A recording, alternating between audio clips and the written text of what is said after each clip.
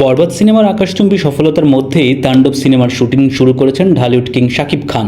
রায়হান রাফি পরিচালিত সিনেমাটির শুটিং চলাকালেই অপেশাদার আচরণের বড় এক অভিযোগ সামনে এনেছেন অভিনেত্রী নিদ্রা দে নেহা।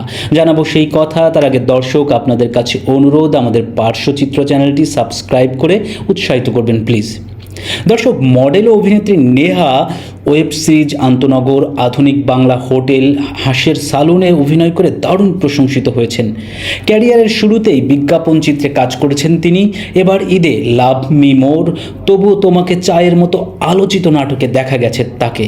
নাটকে বিভিন্ন সময়ে তৌসিফ মাহবুব, ইয়াশ রোহানের মতো জনপ্রিয় তারকাদের বিপরীতে অভিনয় করতে দেখা গেছে নেহাকে।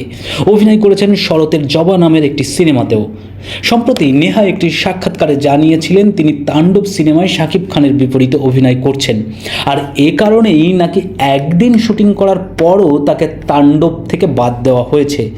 নেহা সাংবাদিকদের জানিয়েছেন তিনি ইচ্ছাকৃতভাবে নিউজ করিয়েছেন এমন অভিযোগ তুলে তাণ্ডব টিম তাকে বাদ দিয়েছে, আর এমন কাণ্ডকে তিনি অপেশাদার বলে অভিহিত করেছেন।